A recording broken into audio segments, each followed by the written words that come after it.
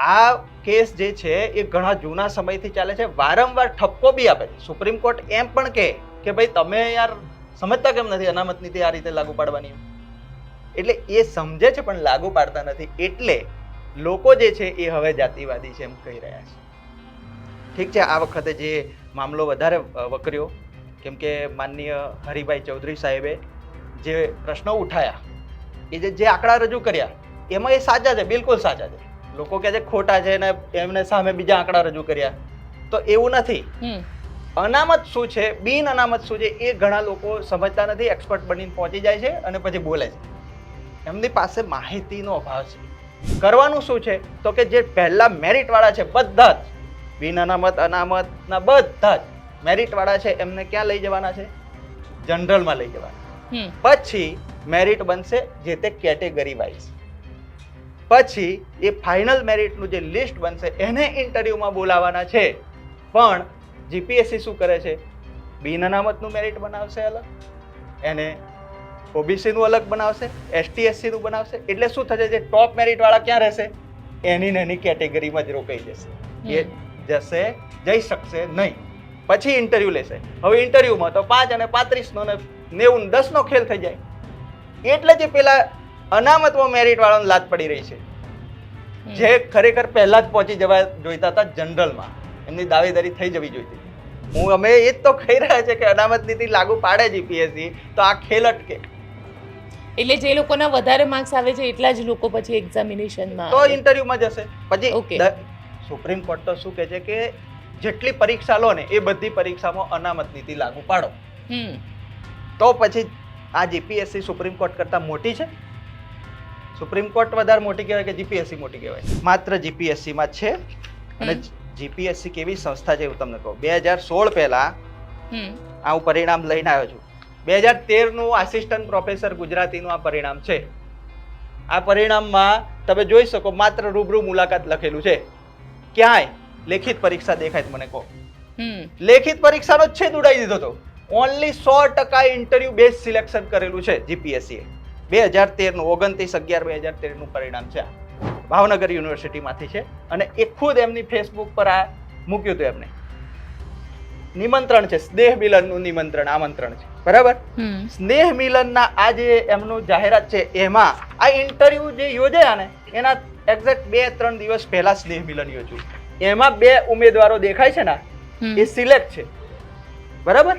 હવે હજી તમે જોજો, એમાંથી જે સિલેક્ટ ઉમેદવાર છે એ એક્સપર્ટ સાથે એટલા ઘનિષ્ઠ સંબંધ, આ એક્સપર્ટ છે, આ ઉમેદવાર છે, બરાબર છે? એક્સપર્ટ ઉમેદવાર સિલેક્ટ છે. હવે તમે જુઓ કે આ ઉમેદવાર છે, આ એક્સપર્ટ છે, એમના ઘરે જમી રહ્યા છે, બરાબર છે? એટલું જ નહીં, ઉમેદવાર એમના ઘરે ગયા છે તો જે એક્સપર્ટ છે એ ચા બનાવી રહ્યા છે ઉમેદવાર માટે. એટલો એમનો ગુરુ શિષ્યનો પ્રિય સંબંધ છે. એવા ઉમેદવારો 15 જેટલા સિલેક્ટ થઈ ગયા છે અમારા આજે પરિણામમાં. 2 પ્રકારની અલગ અલગ ઇન્ટરવ્યુ સિસ્ટમ ચલાવી રહ્યું છે જીપીએસસી. તો મારે ચેરમેન શ્રીને એ સવાલ કરવાનો કે તમે સિમ્પલ ક્યારે બનાવશો એને? 10% બધા માટે ન્યાય એવું થોડું હોય, એક માટે 10% રાખ્યું બીજા માટે 50% રાખવાનું. એવું કેમ કરે છે? તો પછી જો ઈમાનદાર છે ચેરમેન શ્રી તો બદલાવ કરે. તો અમે આજ દિન સુધી મેં ચેરમેન શ્રી ઉપર એક બી સવાલ નહીં, કેમ કે મને ખબર છે કે ચેરમેન બદલાશે, ચેરમેન હટાઈ દેશે, ચેરમેન બદલાશે, સિસ્ટમ તો બદલાવાની જ નથી. એટલે મારો જે વિરોધ છે એ સિસ્ટમ પર છે. દિનેશ દાસા જેવા ઈમાનદાર ડંકો પીટ્યો તો, ઢોલ પીટ્યું હતું, એમના સમયમાં 407 કેસ થયેલા છે હાઈકોર્ટમાં. લોકો ફરિયાદો કરી કરીને થાકી ગયા છે. એટલે કે એ ભાઈ ઈમાનદાર હતા, બધું સાંભળતા હતા તો બધું ન્યાય થતો ને. ખુદ હું પણ એમને રજૂઆત કરવા ગયો હતો. એટલે વાત વ્યક્તિની નથી, વ્યક્તિગત આક્રમણની વાત નથી. આ વાત જે સમાજનો હશે એ ન્યાય કરવો જોઈએ. એ સિસ્ટમ જે છે, નીતિગત નિર્ણયો છે, એના જે નીતિઓ છે એ લાગુ પાડવો જોઈએ. જીપીએસસીની પરીક્ષાની અંદર જાતિવાદની વાતને લઈને છેલ્લા ઘણા દિવસથી વિવાદ ચાલી રહ્યો છે અને વિવાદ એ હદ સુધી વકરી ચૂક્યો છે કે શું હસમુખ પટેલ જે ચેરમેન છે જીપીએસસીના તે જાતિવાદી માનસિકતા ધરાવે છે? આવા પણ ઘણા બધા સવાલ જે છે તે ઊભા થાય છે. આપણી સાથે અત્યારે જયેશભાઈ વરિયા જોડાયા છે. જયેશભાઈ, આ વિષય ઉપર આપણી સાથે વાત કરશે, કારણ કે ઘણા વખતથી આ જાતિવાદી જે જીપીએસસીની પરીક્ષા છે તેના ઉપર આરોપ લાગે છે. જયેશભાઈ, પહેલાં તો મારે તમારી પાસેથી એ સમજવું છે, કારણ કે તમે પોતે પણ પરીક્ષા પાસ કરેલી છે, તમે પોતે પણ એના વિક્ટીમ બનેલા છો. તો મને સૌથી પહેલાં તો એ સમજવું છે કે આ જીપીએસસી જેવી પરીક્ષામાં જાતિવાદ ક્યાંથી આવે? જીપીએસસીની જે વ્યવસ્થા છે મિત્રો, એની જે અનામત નીતિ કેવી રીતે લાગુ પાડવી જોઈએ એના ઘણા બધા ચુકાદા છે, જજમેન્ટ છે, સુપ્રીમ કોર્ટના, હાઈકોર્ટના જજમેન્ટ છે, બધું જ છે. પણ જીપીએસસી શું કરી રહી છે હું તમને કહું કે એ ચેરમેન કોઈ પણ હોય, તે વખતે દિનેશ દાસા ચેરમેન હતા, અત્યારે બદલાયા છે, વચ્ચે બીજા હતા, બધા અધિકારી બદલાશે, વ્યવસ્થા એની એ રહેશે. આ કેસ જે છે એ ઘણા જૂના સમયથી ચાલે છે, વારંવાર ઠપકો બી આપે છે. સુપ્રીમ કોર્ટ એમ પણ કહે કે ભાઈ તમે યાર સમજતા કેમ નથી અનામત નીતિ આ રીતે લાગુ પાડવાની એમ. એટલે એ સમજે છે પણ લાગુ પાડતા નથી, એટલે લોકો જે છે એ હવે જાતિવાદી છે એમ કહી રહ્યા છે. ઠીક છે, આ વખતે જે મામલો વધારે વકર્યો કેમ કે માનનીય હરિભાઈ ચૌધરી સાહેબે જે પ્રશ્નો ઉઠાયા, એ જે આંકડા રજૂ કર્યા એમાં એ સાચા છે, બિલકુલ સાચા છે. લોકો કહે છે ખોટા છે ને એમને સામે બીજા આંકડા રજૂ કર્યા, તો એવું નથી. અનામત શું છે, બિન અનામત શું છે, એ ઘણા લોકો સમજતા નથી, એક્સપર્ટ બનીને પહોંચી જાય છે અને પછી બોલે છે. એમની પાસે માહિતીનો અભાવ છે, એટલે જે બોલે છે એ સાચું છે પણ એંગલ સાચો નથી હોતો એમનો. અને હરિભાઈ ચૌધરી સાહેબે જે ડેટા આપ્યો એ ડેટા એવો છે કે એમાં સ્પષ્ટ સાબિત થાય છે કે બક્ષીપંચના જે ઉમેદવારો છે એમનું મેરિટ હતું લેખિતમાં, છતાં પણ એમ ઓપનમાં જવા જોઈતા હતા, ઓપનને કેટેગરી બનાવી દીધી. આ વસ્તુ હું આજે તમને સમજાવીશ કે ખરેખર હકીકતમાં શું નિયમ છે. નિયમ એવો છે કે માની લો કે ઓબીસી, એસટી, એસસી હવે ઈડબ્લ્યુએસ, તો પહેલા શું હતું, ઈડબ્લ્યુએસ નહોતું, ત્યારે ઓબીસી, એસટી, એસસી ના જે ઉમેદવાર હોય એનું ટોટલ અનામત કેટલું થતું, 49%. હવે 10% કપાયું, ઈડબ્લ્યુએસ ને આપ્યું, એટલે એ કાપ ક્યાં પડ્યો, આ લોકોની અનામત આમનું થઈ ગયું 39%. હવે 39% અને 10% ઈડબ્લ્યુએસ, 49% અનામત, બાકીની જે બચી એ બિન અનામત લોકો માટે હોય, બરાબર? એવું માને છે ને બધા? ના, બિન અનામત માટે નથી, એ જનરલ સીટ છે. હવે લોકોને શું આજ આપણે દૂર કરવાની છે, એની અંદર જે અવધારણા બેસી છે એ દૂર કરવાની. લોકો શું સમજે છે 52% બિન અનામત માટે, નહીં. એ ઓબીસી, એસટી, એસસી, ઈડબ્લ્યુએસ ના સૌથી ઊંચું મેરિટ લાયેલા લોકો માટે છે. અને બિન અનામતનો ફોર્મ ભરશે કોઈ તો એ બિન અનામતનો પણ મેરિટ વાળો હશે તો એ જનરલમાં જ જશે, બરાબર છે? તો મેરિટ લાવશે જે, મેદાન મારશે જે, એની એ પહેલી જગ્યા બનશે. કઈ? જનરલ કે ઓપન કેટેગરીમાં. હવે ઓપન કેટેગરી બોલીએ ને આપણે એટલે અમુક લોકોને શું લાગે છે એ અનામતની જેમ કેટેગરી છે આપણી. એવું નથી, એ બધા માટે ખુલ્લું જગ્યા છે. હવે આ ખેલ શું થાય છે કે ઇન્ટરવ્યુ પ્રથામાં 50% ગુણભાર છે બાકીની જાહેરાતોમાં, અને બાકીની જાહેરાતોમાં 10% ગુણભાર છે, તો એમાં 10 અને 90 નો ખેલ થાય. આટલો બધો ગેપિંગ રહે માર્ક્સ આપવામાં, એટલે જે ઓછા મેરિટ વાળો ઘૂસી ગયો હોય એ સિલેક્ટ થાય. હવે ઘૂસે છે કઈ રીતે? તો કે જીપીએસસી જે છે એ અનામત નીતિ લાગુ પાડતું નથી, જે રીતે સુપ્રીમ કોર્ટે કીધું છે, જે રીતે જજમેન્ટમાં કીધું છે, કે જે રીતના ઠરાવો થયેલા છે એમાં કીધું છે. કરવાનું શું છે તો કે જે પહેલા મેરિટ વાળા છે બધા જ, બિન અનામત, અનામત ના બધા જ મેરિટ વાળા છે એમને ક્યાં લઈ જવાના છે? જનરલમાં લઈ જવાના છે. પછી મેરિટ બનશે જે તે કેટેગરી વાઇઝ. પછી એ ફાઇનલ મેરિટનું જે લિસ્ટ બનશે એને ઇન્ટરવ્યુમાં બોલાવવાના છે. પણ જીપીએસસી શું કરે છે? બિન અનામતનું મેરિટ બનાવશે અલગ, એને ઓબીસી નું અલગ બનાવશે, એસટી એસસી નું બનાવશે. એટલે શું થશે? જે ટોપ મેરિટ વાળા ક્યાં રહેશે? એની ને એની કેટેગરીમાં જ રોકાઈ જશે, એ જઈ શકશે નહીં. પછી ઇન્ટરવ્યુ લેશે. હવે ઇન્ટરવ્યુમાં તો 5 અને 35 નો ને 90 10 નો ખેલ થઈ જાય. એટલે જે પેલા અનામતમાં મેરિટ વાળાને લાત પડી રહી છે, જે ખરેખર પહેલા જ પહોંચી જવા જોઈતા હતા જનરલમાં, એમની દાવેદારી થઈ જવી જોઈતી હતી. તો આટલો બધો ખેલ ચાલી રહ્યો છે, એને હવે લોકો જાણી ગયા છે, એટલે કહી રહ્યા છે કે જાતિવાદ થઈ રહ્યો છે. લોકો શું જોઈ રહ્યા છે? પેલો જે તફાવત જોઈ રહ્યા છે ને, એટલામાં કહી રહ્યા છે.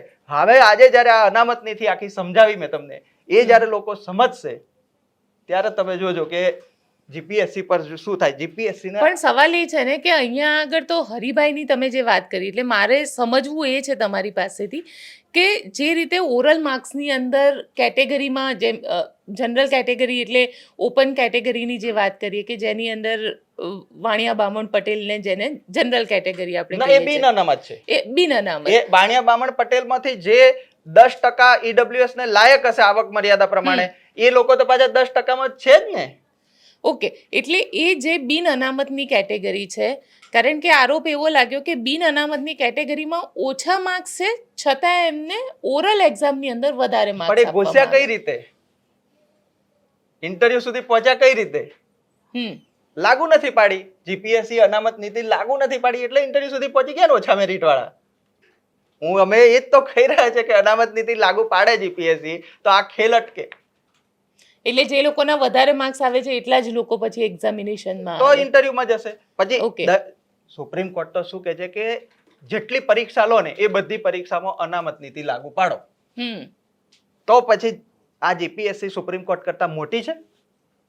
સુપ્રીમ કોર્ટ વધારે મોટી કહેવાય કે જીપીએસસી મોટી કહેવાય? એટલે આ સિસ્ટમ જીપીએસસી માં જ છે કે પછી દેશના અન્ય રાજ્યોમાં પણ છે? માત્ર જીપીએસસી માં છે. અને જીપીએસસી કેવી સંસ્થા છે એવું તમને કહું. 2016 પહેલા આ હું પરિણામ લઈને આવ્યો છું. 2013 નું આસિસ્ટન્ટ પ્રોફેસર ગુજરાતીનું આ પરિણામ છે. આ પરિણામમાં તમે જોઈ શકો માત્ર રૂબરૂ મુલાકાત લખેલું છે. ક્યાંય લેખિત પરીક્ષા દેખાય તો મને કહો. લેખિત પરીક્ષાનો જ છેદ ઉડાવી દીધો હતો. ઓનલી 100% ઇન્ટરવ્યુ બેઝ સિલેક્શન કરેલું છે જીપીએસસી. 2013 નું 29/11/2013 નું પરિણામ છે. મતલબ લોકોએ વિરોધ કર્યો ત્યારે જીપીએસસી એ શું કર્યું? 100% છે હારું 50%, લોકો ખુશ થઈ ગયા. આ તો પેલું કેવું થયું કહું, માની લો કે તમને કોઈ બંદૂકથી મારતો હોય અને કોઈ તલવારથી મારવા હોય, સારો માણસ. બંદૂકથી તો નહીં મારતો, ધીમે ધીમે મારશે. તલવારથી મારે છે સારો. એવો ખેલ થઈ ગયો આમાં. એટલે તમે વિચારો કે આ કઈ રીતે ચાલ્યું. એટલે મેં કીધું કે જીપીએસસી જે રીતનો ખેલ ચલાવ્યો છે 1981-82 ના કેસ થયેલા છે. આપણા માનનીય રમેશ સવાણી સાહેબ છે, નિવૃત્ત આઈપીએસ અધિકારી, એમને ખુદ મને કીધું છે, બધું ડેટા આપ્યો છે કે એમના સમયમાં શું થયેલું. તો મેં એક સ્ટેટમેન્ટ આપ્યું છે કે જો જીપીએસસી ના અન્યાયનો જો ઇતિહાસ ખોદવામાં આવે ને તો આ અન્યાયમાં લોહી નહીં દેખાતું. યાર મારે છે ને અન્યાય થાય છે ને એ વ્યક્તિ જ આ વેદના સમજી શકે. એ લોહી દેખાતું હોત ને તો આપણે કહી શકતા કે નદીઓ વહી ગઈ. એ અન્યાય કઈ રીતે થાય છે એ સમજવું હોય તો એ કઈ રીતે કહું છું આખું જીપીએસસી તંત્ર ચાલે છે તો એ કઈ રીતે વિદ્યાર્થીઓને અન્યાય કરે છે? એ આ 100% ઇન્ટરવ્યુ રાખ્યું હતું એનું 50 કર્યું અને જે 100% ફેલ થતો હતો એ જ 50% કરી રહ્યું છે આજે પણ. એ જ 10%. હવે બાકીના રાજ્યોએ શું કર્યું તમે મને પૂછ્યો પ્રશ્ન એ રહી જશે. ઉત્તર પ્રદેશ છે 13.4% રાખીને બેઠું છે, મધ્યપ્રદેશ છે 11.11, રાજસ્થાન છે 10.71, હરિયાણા છે એનો તો જજમેન્ટ આવેલું છે. હરિયાણાનો જે કેસ છે ફેમસ કેસ છે સુપ્રીમ કોર્ટનો અશોક કુમાર વર્સિસ હરિયાણાનો જે કેસ છે એમાં જજમેન્ટ આવ્યું કે ભાઈ ભારાંક છે ને 12.5 થી નહીં રાખવાનું. હવે સુપ્રીમ કોર્ટનું રિપોર્ટેડ જજમેન્ટ છે. છત્તીસગઢે 9.9 રાખ્યું છે. અને આંધ્રપ્રદેશના જે એટલા વિવાદ થયેલા કે આંધ્રપ્રદેશ સરકાર એટલી ત્રાસી ગઈ કે ઇન્ટરવ્યુ જ ઉડાઈ દો યાર હવે, અને એ લોકો વગર ઇન્ટરવ્યુ એ ભરતી કરી રહ્યા. એવા ઘણા રાજ્યો છે કે જે માત્ર મેરિટ ઉપર રિટર્ન મેરિટ ઉપર જ લે છે. તો આપણે ગુજરાત જો આદર્શ હોય તો આટલું બધું દર પેઢીએ લડવાનું. મતલબ રમેશ સવાણી સાહેબની પેઢી 84 માં લડી, હવે જયેશ્વરિયાની પેઢી લડે 2000 માં 2020 માં. એટલે દર પેઢીએ બસ યોદ્ધાઓ નીકળે, લડે, તમારો અન્યાય વેઠ કરે, અન્યાય કરવાના નવા નવા તુક્કા કાઢવાના. તેના કરતા સિસ્ટમ એવી બનાવી દો કે પ્રોપર જે નિયમો છે અનામત નીતિના કે જે તે નિયમો પ્રમાણે લોકોને આગળ વધવા દો તો બધા ન્યાય થશે. અમારી એ માંગ છે. હવે આ બધું જ્યારે આપણે પુરાવા સાથે દલીલ મૂકીએ એટલે એ લોકો શું કે જીપીએસસી ના કે ભાઈ અમે તો છે ને એ બધી વાતો નહીં, એ જે અસલી જે સુધારો કરવાનો છે એનાથી ડાયવર્ટ કરી દેશે. અમે જોયું પત્રકારમાં તમારા ઘણા વિડીયો જોયા મેં કે જીપીએસસી ના જે બધા બોલ્યા હોય એના નિવેદનો જોયા મેં. તો એ લોકો તમને કઈ રીતે ડાયવર્ટ કરી દે છે. તો અમે ઇન્ટરવ્યુ સિસ્ટમ એટલી પારદર્શી છે ને કે અમે કોડ આપી દઈએ ઉમેદવારને. ઇન્ટરવ્યુ સિસ્ટમ એટલી પારદર્શી છે અમે ચિઠ્ઠીઓ ઉછાળીએ. અરે ભાઈ ચિઠ્ઠી ઉછાળવાથી શું? મારા રિઝલ્ટની વાત કરું 2018 માં જે રિઝલ્ટ આવ્યું જેમાં મને અન્યાય થયો હતો એમાં તો એક જ પેનલ હતી. જીપીએસસી એ બીજી કોઈ પેનલ નથી બની, માત્ર એક પેનલ અને ચિઠ્ઠી ઉછાળવાળી. હવે શું ભાઈ મને ખબર જ છે કે પેલી પેનલમાં જવાનો જ છું તું ચિઠ્ઠીનું નાટક શું કરવા કરાવે છે? તા ચિઠ્ઠી ઉછાળવાની સિસ્ટમ બિલકુલ વાહિયાત બચાવે છે, કશું નથી. કોડ આપવાથી કોઈનો ચહેરો થોડો બદલાઈ જાય, બદલાશે ચહેરો. આ હું તમને પુરાવા બતાવું. એટલે એ કરવા પાછળનું કારણ શું કે એમના મળતિયાને લઈ શકે કે પછી એ કોઈ મતલબ એની અંદર કોઈ એવું સ્પેસિફિકેશન નથી હોતું જેના કિસ્મતમાં હોય એને લાગે? ના ના, હવે કિસ્મતમાં હોય કે ના હોય, જીપીએસસી ને જો કરવું હોય તો બધું કરી શકે. ચલો હું સીધો આરોપ કરી શકું એ રીતે કે રિઝલ્ટ કોણ બનાવે છે, પરિણામ, અંતિમ પરિણામ કોણ બનાવે છે? તમે એઝ અ એક્સપર્ટ ગયા, તમે સાચું માર્કિંગ બી આપી દીધું, ચાલો છેલ્લે રિઝલ્ટમાં ફેરફાર કરી શકાય કે ના કરી શકાય, એની કોઈ પ્રૂફ સિસ્ટમમાં ભરોસો કરી શકીએ આપણે? એ તો બધું કહેશે અમે તો પાસવર્ડ રાખીએ છીએ, પણ કોમ્પ્યુટર તો તમારું જ છે ને. આજના જમાનામાં માની લો કોઈ પણ પેનલ હોય, 10 પેનલ કેમ ના હોય, કોન્ટેક્ટ બનાવવો ઈઝી છે, ફોન કરી દેશો તમે. તો પણ અત્યારનો સમય જે છે અને હસમુખ પટેલ ચેરમેન છે જીપીએસસીના, હસમુખ પટેલની પોતાની કામ કરવાની સિસ્ટમને લઈને ક્યારે કોઈ સવાલ ઊભા નથી થયા, ના વસ્તુને લઈને કોઈ એવી વાત આવે છે? તો હસમુખભાઈ પટેલ સાહેબને મારું નિવેદન છે કે તેઓ જે ધારાધોરણ મુજબ ભરતી થાય છે એવા એમને તો લાગુ જ પાડવાનું છે ને. 10% વેટેજ કરવું એ લાગુ જ પાડવાનું છે. ઇન્ટરવ્યુ સિસ્ટમને વધારે પારદર્શી બનાવી હોય ને નીતિ નિયમ મુજબ કરી હોય, અનામત નીતિ લાગુ પાડી દો, જે મેં તમને સમજાવી એ મુજબ. હા, એ પ્રોપર અનામત નીતિ આખા બધાને કીધેલું છે, કે તમારે પાછું સ્પેશિયલ કહેવાની જરૂર નથી. ઓલરેડી ગુજરાત હાઈકોર્ટે પણ કીધેલું છે, સુપ્રીમ કોર્ટે. તમારે ક્યાં કોઈ જગ્યાએ જવાની જરૂર? આ તો એક રીતે હું તો એમ કહી શકું કે કોર્ટની અવમાનના છે, અનામત નીતિ લાગુ નથી પાડતા તો. અને હું ખુદ એનો સાક્ષી રહ્યો છું, ખુદ એ પરીક્ષામાંથી પસાર થયો છું, નીકળેલો છું. અમારા જે ફરીવારનું જે મારું પોસ્ટિંગ સિલેક્શન થયું એમાં તો એવું થયું કે 3 ગણા બોલાવાના હોય ઉમેદવારોને. 3 ગણાની જગ્યાએ 590 જેટલા બોલાયા, મતલબ અમારી જગ્યાઓ હતી 34 અને 500 બોલાવવા પડે. કેમ? આ અનામત નીતિ લાગુ ના પાડી એટલે. કેમ કે પેલા બિન અનામતની જે જગ્યાઓ હતી એનું મેરિટ અલગથી બનાવ્યું. એટલે બિન અનામતમાં 30 જગ્યાથી માની લો કે 30 માંથી 30 ઉમેદવાર પણ ના મળ્યા, કેમ કે મેરિટ જ ઓછું. 30-35 માર્ક્સ છે. વિચારો, 300 ગુણમાંથી 30 માર્ક વાળો ઇન્ટરવ્યુ માટે લાયક થયો. આ અનામત નીતિ લાગુ પાડી હોય તો આવું ના થાય. તો તમે જે કહો છો ને મેરિટ વાળો હકદાર છે, એ ન્યાય થાય. અમે પણ એ જ કહી રહ્યા છીએ, પણ જાતિ આધારિત એંગલ એટલો બધો જોવામાં આવી રહ્યો છે કે આપણે જયારે અનામતની વાત કરીએ તો લોકો એને જાતિ સમજે છે. જાતિ નથી, એ ન્યાયિક પ્રક્રિયા છે. અનામત એ કોઈ એ રીતે આપી દીધેલી વસ્તુ નથી કોઈ ભાઈ. એ વસ્તુ જે પાછળ રહી ગયેલા આપણા ભારતીય નાગરિકો છે એમને આપણી સાથે લેવા માટેની પ્રક્રિયા છે. હજી આપણે સાથે લઈ રહ્યા, આપણે તો વિરોધ કરી રહ્યા, ના આવવા જોઈએ, અમારી સાથે જોડે ના બેસવા જોઈએ, એવું માની રહ્યા છીએ આપણે. જો અનામત નીતિનો વિરોધ કરી રહ્યા છીએ તો આપણે ભારતીય કેવા? એટલે આ વસ્તુ છે. અચ્છા, તો ગડબડ ક્યાં કરવામાં આવે છે પરીક્ષામાં? ગડબડ ઇન્ટરવ્યુમાં જ કરવામાં આવે છે. આખો કંટ્રોલ નિર્ણાયક બની જાય. સીધા એક વાક્ય મારે કેવું હોય ને કે જીપીએસસી નું ઇન્ટરવ્યુ જે છે એ નિર્ણાયક બની જાય છે. કોને બેસાડવો, કોને લાત મારવી. અને તમને એવું લાગે છે કે ખરેખર એની અંદર જે રીતે આ જાતિવાદના આરોપ લાગ્યા એવું થાય છે ખરું? બિલકુલ થાય છે. અને કેટલા વર્ષથી થતું હશે? 1984, 85, 86 ની જે જાહેરાત હતી, 1990માં એને વિરોધ ગયા હતા એક મિત્ર, એનો મને માહિતી આપી છે. રવેશ સવાણી સાહેબે માહિતી આપી છે મને, કે એમાં પણ આ અનામત નીતિમાં અન્યાય થઈ રહ્યો હતો.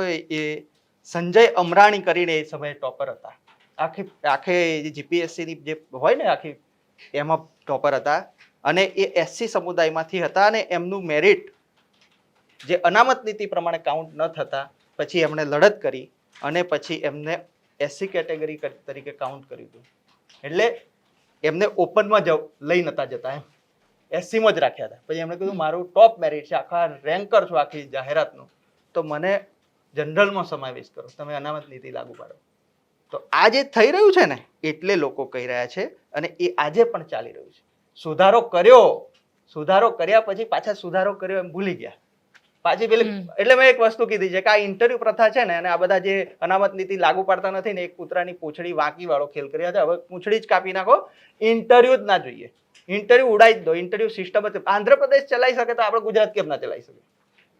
ઇન્ટરવ્યુ સિસ્ટમ ઉડાવી દો અને પછી પ્રોપર અનામત નીતિ લેખિત પરીક્ષાના મેરિટ મુજબ કરીએ તો થશે. હવે તમને જે જાહેરાતની વાત કરું, અત્યારે જે કેસ બન્યો કે જે સરદાર ધામમાં એક્સપર્ટ ગયા હતા અને પછી આખું તમે જાણો છો, રિપોર્ટ પણ તમે કર્યો છે, લોકો જાણે છે. તો અમારા વખતે પણ એવું બનેલું કે અમારી જે જાહેરાતમાં એમાં આ જે એક્સપર્ટ તરીકે હતા ભાવનગર યુનિવર્સિટીમાંથી છે અને એ ખુદ એમની ફેસબુક પર આ મૂક્યું હતું. એમને નિમંત્રણ છે, સ્નેહ મિલનનું નિમંત્રણ આમંત્રણ છે, બરાબર. સ્નેહ મિલનના આ જે એમનું જાહેરાત છે એમાં આ ઇન્ટરવ્યુ જે યોજાયા ને એના એક્ઝેક્ટ 2-3 દિવસ પહેલા સ્નેહ મિલન યોજ્યું. એમાં 2 ઉમેદવારો દેખાય છે ને એ સિલેક્ટ છે, બરાબર.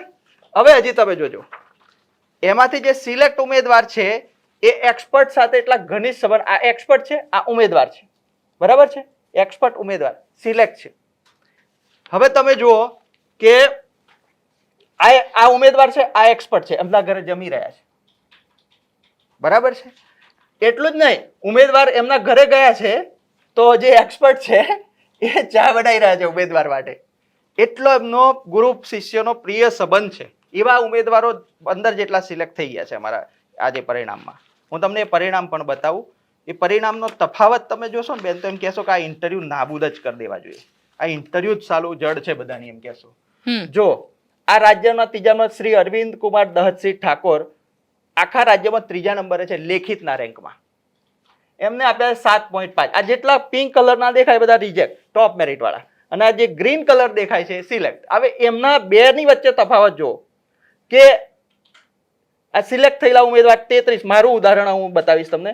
આ મારું નામ છે, મારા 26.82 થાય લેખિત પરીક્ષામાં અને 9.5 ગુણ ઇન્ટરવ્યુમાં. હા, અને મારી ઉપર 95 પોઈન્ટ એટલે 0.78 પોઈન્ટનો જ ફરક છે. એમને આપ્યા છે 33 ગુણ. ક્યાં 9 ક્યાં 5, એમના રિટર્નમાં પણ ઓછા છે. આખું પરિણામ એવું છે. જો આ 3જા નંબર વાળો રિજેક્ટ થાય અને 93 નંબર વાળો સિલેક્ટ થાય. જો 93 વાળો સિલેક્ટ થાય જાવ, કેમ? 23 ગુણ. તો આ ખેલ જ્યારે થયો, અને આ કયા વર્ષનું છે?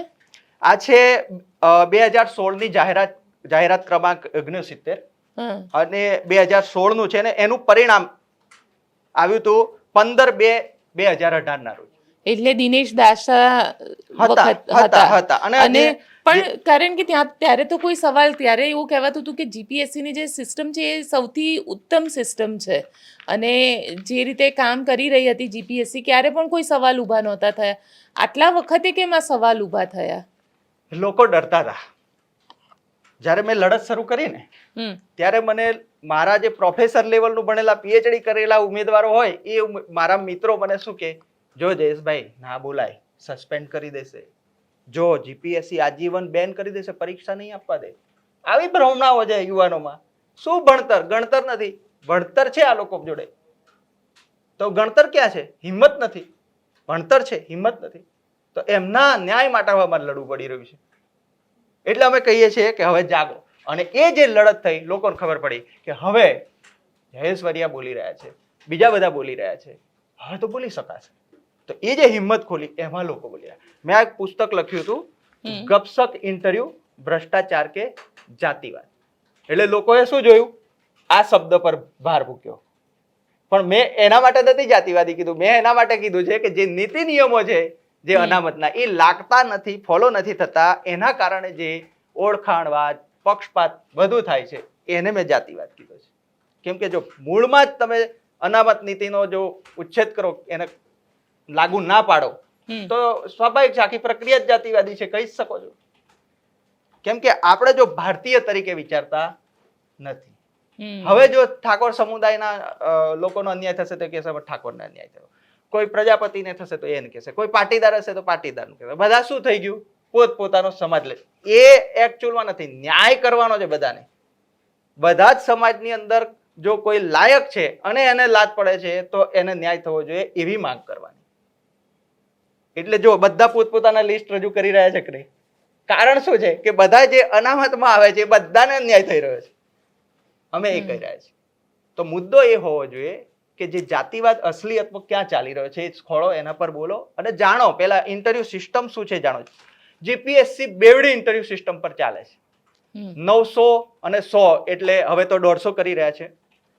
900 ગુણ અને 100 ગુણ તો એ શું કરે છે, 900 ગુણમાંથી જો માર્ક આવ્યા બરાબર, તો એ સીધા ગણશે 900 માંથી માની લો 420 આવ્યા, અને પેલા 100 માંથી 10 આવ્યા તો 430, એમ ટોટલ સીધું ગણી કાઢશે. પણ પ્રોફેસર જે છે, આસિસ્ટન્ટ પ્રોફેસર છે, અને બીજી 16 જેટલી પોસ્ટ છે, જાહેરાતો છે, એમાં એક ટકાવારી કાઢે છે. ખેલ શું કરે, માની લો 300 ગુણની લેખિત, 100 ગુણનું ઇન્ટરવ્યુ, તો 300 ના શું કરશે, ભાગ્યા 6 કરશે. ટોટલ ગુણ્યા 300 માંથી 150 લાયો કોઈ, તો એના ભાગ્યા 6 કરીને માર્ક બનાવશે, 25.10 કે એવા બનશે. અને 100 ના ભાગ્યા 2 કરશે, એટલે એના પણ ટોટલ જે બનશે એ, અને પછી એને 2 ને ભેગું કરશે. તો આનું આ 300 અને 100 નથી, આ શું થઈ ગયું, 50-50 થઈ ગયું. તો 2 પ્રકારની અલગ અલગ ઇન્ટરવ્યુ સિસ્ટમ ચલાવી રહ્યું છે જીપીએસસી. તો મારે ચેરમેન શ્રીને એ સવાલ કરવાનો કે તમે સિમ્પલ ક્યારે બનાવશો એને, 10% બધા માટે ન્યાય, એવું થોડું હોય એક માટે 10% રાખ્યું બીજા માટે 50% રાખવાનું, એવું કેમ કરે છે? તો પછી જો ઈમાનદાર છે ચેરમેન શ્રી તો બદલાવ કરે. તો અમે આજ દિન સુધી મેં ચેરમેન શ્રી ઉપર એક બી સવાલ નહીં, કેમ કે મને ખબર છે કે ચેરમેન બદલાશે, ચેરમેન હટાઈ દેશે, ચેરમેન બદલાશે, સિસ્ટમ તો બદલાવાની જ નથી. એટલે મારો જે વિરોધ છે એ સિસ્ટમ પર છે. સિસ્ટમ બદલો, ચેરમેન ઈમાનદાર છે તો બધાને ફેમસ થવું છે. અચ્છા, તો શું સિસ્ટમ હોવી જોઈએ?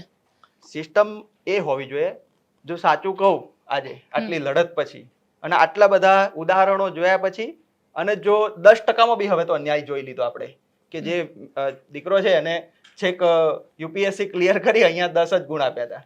તો એ બધા જોયા પછી અને ઘણા બધા મિત્રોના અનુભવો જોયા પછી હું એટલું કહીશ કે ઇન્ટરવ્યુ પ્રથા નાબૂદ કરી દો. કોઈ માંગ જ નહીં. અમે ઘણી બધી માંગ તૈયાર કરી હતી, બહુ બધી માંગો તૈયાર કરી હતી. જો ઇન્ટરવ્યુ પ્રથા નાબૂદ કરી દે અને અનામત નીતિ લાગુ કરી દે તો 2 જ માંગ છે, હવે કોઈ માંગ પછી રહેતી નથી. મેરિટ ઉપર જ બધાને આપવાનું. બાકી જો ઇન્ટરવ્યુ પ્રથા રાખવું જ છે, નાબૂદ નથી કરતા, અને 10% રાખવું છે, તો પછી માંગ એવી રહે કે જે ઈડબ્લ્યુએસ છે, ઓબીસી, એસટી, એસસી છે, અને એ બધી કેટેગરી છે, એના તમામ કેટેગરીના પ્રતિનિધિ હોવા જોઈએ જીપીએસસીમાં. જીપીએસસીમાં 7 પ્રતિનિધિ હોય બરાબર, એમાં કોણ કોણ લોકો બેઠા છે, કયા સમાજના બેઠા છે, ચેક કરો. એમાં પણ અનામત નીતિ લાગુ પડો. જીપીએસસી નો ચેરમેન પણ ઓબીસી, એસટી, એસસી હોવો જ જોઈએ. કેમ નથી? એના પ્રતિનિધિઓ કેમ નથી? કેમ ત્યાં લાયક લોકો નથી મળતા? યુનિવર્સિટીના કુલપતિઓમાં કેમ ઓબીસી, એસટી, એસસી નથી? તમામ જગ્યાએ પછી આ સવાલ થાય. કેમ કે અનામત નીતિ મુજબ જવા જ નથી દીધા, આગળ વધવા જ નથી દીધા. અનામત નીતિ હોત તો આગળ વધ્યા હોત ને, તમામ જગ્યાએ આગળ વધ્યા હોત તો આપણે પ્રતિનિધિત્વમાં એમને બેસાડી શકતા. લોકો એમ કહે છે કે ભાઈ ઓબીસી, એસટી, એસસી માંથી તો એટલા બધા પહોંચેલા જ નથી હોતા. અરે પહોંચવા તો રસ્તા રોકી લીધા છે તમે, દિવાલો બનાવી દીધી છે. તો હવે દિવાલ તોડી રહ્યા છે લોકો. લોકો કહી રહ્યા છે કે અનામત નીતિ વ્યવસ્થિત લાગુ પાડો, નહીં તો એ લોકોની માંગ. હવે માંગ શું છે એના પર આવીએ.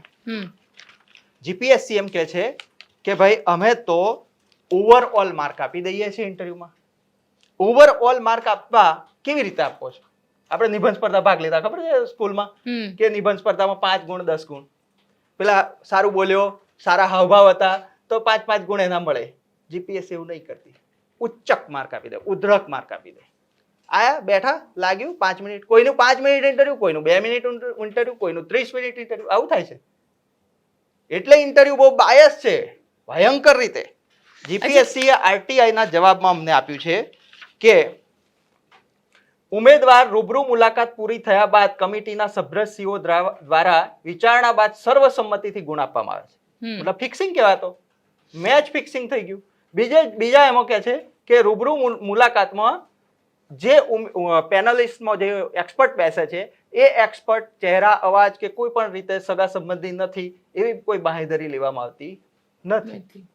મતલબ આપણે 10મા 12માની બોર્ડની પરીક્ષામાં સુપરવિઝન માટે બાંહેધરી લઈ લઈએ છીએ, પણ જીપીએસસી જેવી ટોપ લેવલની જે પરીક્ષાઓ થાય એમાં કોઈ બાંહેધરી નહીં લેવાય. ના, તો મને એક વસ્તુ એ સમજવી છે અહીંયા આગળ કે તમે જે રીતે કહી રહ્યા છો કે તો કારણ કે હરિભાઈ ચૌધરી સાથે જ્યારે વાત થઈ રહી હતી ત્યારે એમને એવું કીધું કે એનું એક વિડીયો શૂટિંગ થવું જોઈએ. આજે કોઈ પણ વિદ્યાર્થી પોતે પરીક્ષા આપવા જઈ રહ્યો છે, મૌખિક પરીક્ષા આપી રહ્યો છે, અને એને જાણવું છે કે જેમ કે તમે પોતે છો કે જયેશભાઈનો ઇન્ટરવ્યૂ કેવો રહ્યો, મારે રેફરન્સમાં જોવો છે કે જયેશભાઈને 100માંથી 100 માર્ક્સ આપ્યા તો કેમ આપ્યા. તો એ પબ્લિક ડોમેનમાં હોવો જોઈએ કે મને પણ ખબર પડે કે જયેશભાઈ આટલું સારું બોલ્યા હતા એટલે જયેશભાઈને મળ્યા અને મને 10 માર્ક્સ આપ્યા, તો હું સારું નહોતી બોલી કે મેં સારી એક્ઝામ નહોતી આપી. તો પછી એક્સપર્ટની ભૂમિકા શું? નક્કી કરવા વાળો એક્સપર્ટ છે એની ભૂમિકા શું?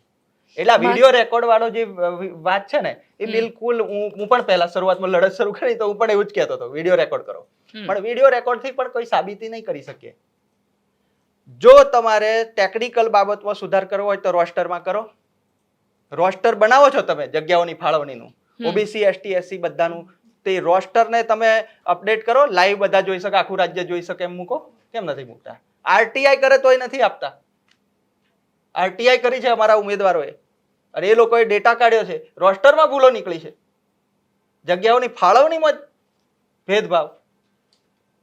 એટલે ખરેખર જે ટેકનિકલી બતાવવું જોઈએ એ નહીં બતાવતા અને પછી મુદ્દો ક્યાં વાળે છે કે ભાઈ ઇન્ટરવ્યુને રેકોર્ડ કરો, ઉમેદવારનું રેકોર્ડ કરો. ઉમેદવાર માની લો 50 ઉમેદવાર આવ્યા મેડમ, એવી કેટલી જાહેરાતો થાય છે અને એ જાહેરાતોમાં બધામાં અન્યાય થઈ જશે. કયા જજ નવરા છે, ફ્રી છે એમ કહો મને. એ જજ બધો રેકોર્ડ જોઈને તપાસીને જજમેન્ટ આપશે. અન્યાય કરી દીધો, આજે અત્યારે કરી રહ્યું છે, અમે તો વિડીયો રેકોર્ડ કરીએ, પારદર્શી થઈ ગયું એમ જ કહેશે. અત્યારે જેવું કોડ આપીને પારદર્શી કરી દઈએ એમ કહેશે. કોડ આપવાથી આપણને ખબર છે નહીં પારદર્શી થતું, તો એ વખતે એમ જ કહેશે કે વિડીયો રેકોર્ડ થાય, જોઈ લે ભાઈ. વિડીયો રેકોર્ડ એ પારદર્શી કરવાનો જરાય ઉપાય નથી. એ ચર્ચા જ ના કરવી જોઈએ. કેમ કે તમે વિચારો 3,000 કલાકનું વિડીયો રેકોર્ડિંગ કોણ જોશે અને કોણ એવું તારણ કાઢશે, કમ્પેરિઝન કરશે કે ભાઈ આ ઉમેદવાર વધારે સારું બોલ્યો ને આ ખોટું બોલ્યો? એ તો એંગલ પર જાય. ઇન્ટરવ્યુ વિશે મેં રમેશ સવાણી સાહેબે મને ડેટા આપ્યો બધો, તો મેં એમને એક સવાલ કર્યો કે ઇન્ટરવ્યુથી શું સાબિત કરી લઈએ છીએ આપણે, શું ઉખાડ લઈએ છીએ, ઉમેદવારનું શું આપણે જોઈ લઈએ છીએ ઇન્ટરવ્યુથી? તો એમણે મને કીધું કશું નહીં. ઇન્ટરવ્યુમાં ઉમેદવારનું અભિવ્યક્તિ કેવી છે, ઉમેદવારનો સ્વભાવ કેવો છે, બસ આટલું જોવાનું. જનરલ નોલેજના, જનરલ સ્ટડીના શબ્દો, એનું પોતાનું નોલેજ બધું લેખિત પરીક્ષા મેરિટ લઈને એને સાબિત કરી દીધું છે. પછી એને પૂછવાનું રહેતું નથી. ઇન્ટરવ્યુ રાખ્યા જ એટલા માટે છે કે એનો સ્વભાવ બરાબર છે, ઓકે માણસ મેન્ટલી ઓકે છે, એટલું જોવાનું છે. સક્ષમ છે જે તે પોસ્ટ માટે, બસ આટલું જોઈ. એમાં આટલો બધો 10 અને 100, 10 ને 90 નો તફાવત કરી દે છે આ લોકો. એટલે આપણે જે લડાઈ ચાલી છે અત્યારે, એ લડાઈ બે રીતની છે. ઇન્ટરવ્યુમાં જે લોકોને દેખાઈ રહ્યો છે અન્યાય 10 અને 100 નો, 90 નો, 5, 35 નો, પણ ખરેખર જો જોવા જઈએ તો આ જે ખેલ છે એ પડદા પાછળનો છે ખેલ. મેં તમને સમજાવ્યું એ આ છે, ફેક્ટ આ છે.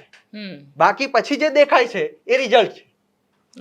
ઠાકોર ઉમેદવારને અન્યાય થયો, પ્રજાપતિ, બક્ષીપંચ, ઈડબ્લ્યુએસ, આ બધો જે અન્યાય દેખાય છે એ રિઝલ્ટ આવ્યું. અસલી જે નીતિગત ખેલ થાય છે એ આ થાય છે. ટૂંકમાં ઇન્ટરવ્યુ પ્રથા જ નાબૂદ જ થવી જોઈએ. અને ચેરમેન થી લઈને જે આખી કમિટી હોય છે એમાં જગ્યાઓ ખાલી પડી છે. 7 જગ્યાઓ હોય, 3 જણા ચલાઈ રહ્યા છે એમ કે છે. કેમ કે ઓબીસી એસટી એસસી ના ઉમેદવારો કેમ મૂકતા નથી? એમાં મૂકો, જગ્યા ખાલી છે તો મૂકવા જોઈએ. જીપીએસસી આમાં શું છે, ઈમાનદાર છે, અમારા સમાજના ચેરમેન છે તો ઈમાનદાર છે, કોઈ ખોટો આરોપ ના કરવો જોઈએ. અમે ચેરમેનને તો કહેતા જ નથી કઈ. દિનેશ દાસા જેવા ઈમાનદાર ડંકો પીટ્યો તો, ઢોલ પીટ્યું હતું, એમના સમયમાં 407 કેસ થયેલા છે હાઈકોર્ટમાં. લોકો ફરિયાદો કરી કરીને થાકી ગયા છે. એટલે કે એ ભાઈ ઈમાનદાર હતા, બધું સાંભળતા હતા તો બધું ન્યાય થતો ને. ખુદ હું પણ એમને રજૂઆત કરવા ગયો હતો.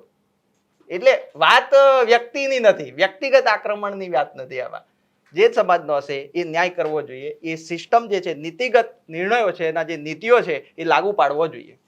એટલે ટૂંકમાં જીપીએસસીની સિસ્ટમની અંદર જ પરિવર્તન થવું જોઈએ. બિલકુલ બિલકુલ. જીપીએસસીની સિસ્ટમમાં જો પરિવર્તન નહીં થાય, જે મૌખિક પરીક્ષાની વાત કરવામાં આવે છે, મૌખિક પરીક્ષાને નાબૂદ કરવામાં નહીં આવે અને જે મેરિટ ઉપર જેટલા માર્ક્સ આવે છે, જે મહેનત કરે છે, જેને ખરેખર મેરિટમાં માર્ક્સ આવે છે પણ એમનું સિલેક્શન નથી થતું, તો જે લોકો મેરિટ પ્રમાણે આવતા હોય એવા લોકોનું સિલેક્શન થવું જોઈએ. કારણ કે પરીક્ષાની અંદર પાસ માટે એમ બધા જ મહેનત કરે છે અને એ મહેનતનું પરિણામ જે હોય છે અને પછી જ્યારે આવી રીતે ઓરલની અંદર માર્ક્સ ઘટી જતા હોય છે ત્યારે ખરેખર ઘણા બધા લોકો નાસીપાસ પણ થઈ જતા હોય છે. અને જાતિ આધારિત માર્ક્સ આપવા એ જીપીએસસી જેવી એક્ઝામની અંદર કેટલું યોગ્ય, એ પણ એક મોટો સવાલ અહીંયા આગળ ઊભો થઈ રહ્યો છે. તો આપ શું વિચારો છો મને કોમેન્ટ બોક્સમાં બોક્સમાં ચોક્કસથી લખીને જણાવજો અને અમારી ચેનલ નિર્ભય ન્યૂઝને લાઇક, શેર અને સબસ્ક્રાઇબ કરવાનું ભૂલશો નહીં. આભાર.